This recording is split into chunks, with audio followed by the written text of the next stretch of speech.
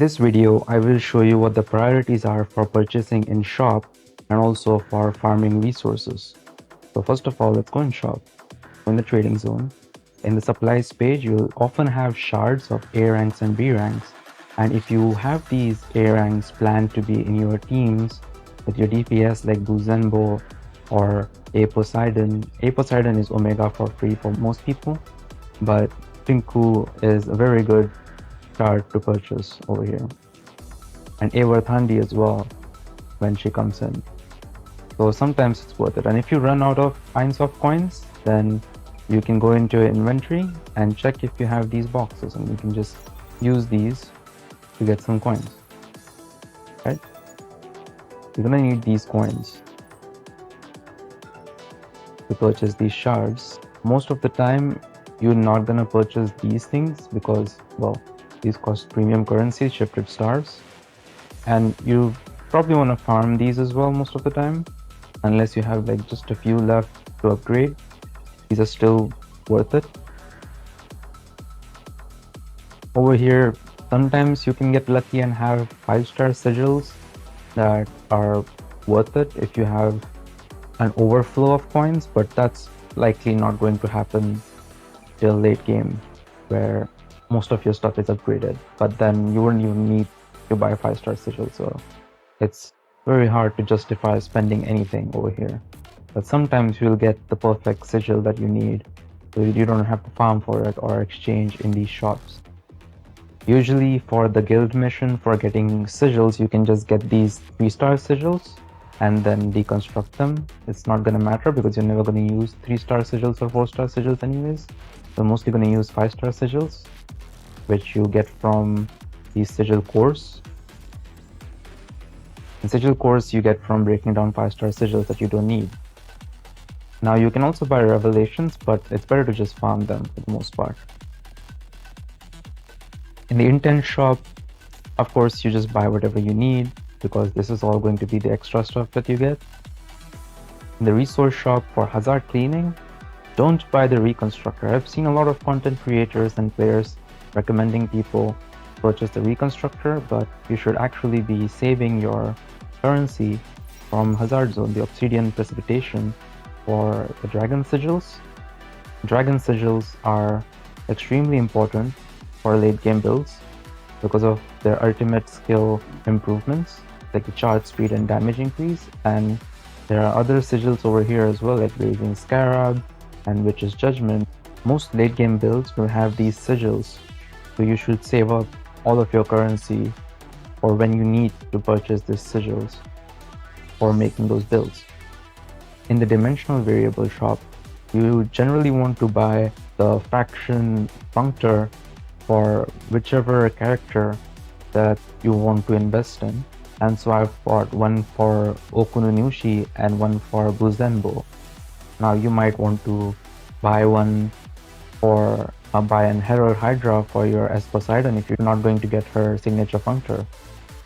So you want to save up over here as well to get these functors, because these functors are quite a big upgrade for some of them.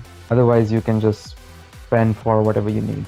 In Recurring Dream, your highest priority is Jine. He is a very good S rank, both as a DPS and as a support, and you can get her for free by just farming and getting this red crystals. And for blue crystals, I actually recommend purchasing A rank shards. So I've been purchasing Shinku to get her to Omega, so she does a lot of DPS, and at Omega her DPS will have a huge jump as well. So I've been soloing stages with her already at SSS, but with Omega she can do much better as well. And so you want to basically buy any A rank shards that you can from this shop. And also there are S rank shards for all the characters in the standard banner, so you can assess your S ranks as well, like S Poseidon or Okununushi and all not, but only the ones from the standard banners will be here, and I recommend only spending on these after you've purchased Jine. In the imprint shop, you can basically purchase whatever you want, but if you're a beginner, you should purchase the Origin Radiance first, because you're not going to have access to the stage to farm these easily, and you might not have the stamina to farm them when you do unlock them. So only for the first time, you want to unlock Origin Radiance, and once you've purchased Origin Radiance for the first time, later on you can just buy whatever you need. Most of the time you're going to invest in Mod EXP, Access Key EXP, or Sigil EXP, because that is what you want to farm for most of the time. For Matrix Shop, what you want to focus on is your sigil modules. Unless you're a beginner who doesn't have 5-star sigils yet unlocked yet, if you're under level 45, then you get the sigil course so that you can get for the 5-star sigils from here. But if you are over level 45, then you want to go for the sigil modules. And after that, I would say just save, because it's unlikely that you'll be able to buy this out. And this currency actually comes from guild missions. So you need to be on top of your guild missions in order to get that currency, right? Always make sure you're doing your guild missions and you're in an active guild as well. Now in Deconstruct, you can convert and fuse and whatnot all these ascension items. So that's pretty useful. In Supply Zone, I'm just going to give a quick recommendation. The COBS monthly pass is a great value purchase for the first time purchasers, mainly because you get a lot of stuff from it. Not only do you get an S rank selector, you get their exclusive puncture voucher as well. You get a bunch of premium currency. This monthly pass is very high value if you want to spend. Now if I go to the farming stages in supplies, Eins of Coin you basically only farm when you need to. If you're a beginner, you want to focus on skill point materials to basically get to the level that you want to get to, because skill points are almost always valuable. But before that, you want to make sure you have the ascension materials for the mods from Lost Vestiges and the ascension materials from Extreme Extraction. And after farming these ascension materials, your priority is either skill points or access the EXP, and then you can go for mod EXP. And eventually, once you have all of these materials, you're gonna be low on Eins of points. So once you've completely run out of Eins of points and those boxes to claim from the inventory, then you're gonna have to farm this. For sigils, make sure to wait till level 45 to unlock this stage, so that you can farm for 5-star sigils, and make sure to select the right sigil over here that you need for your character. And it's just not worth farming for sigils before this, alright? Wait till level 45 for this stage. And for join training, you want to wait till level 50 to unlock difficulty 3 till you get S rank.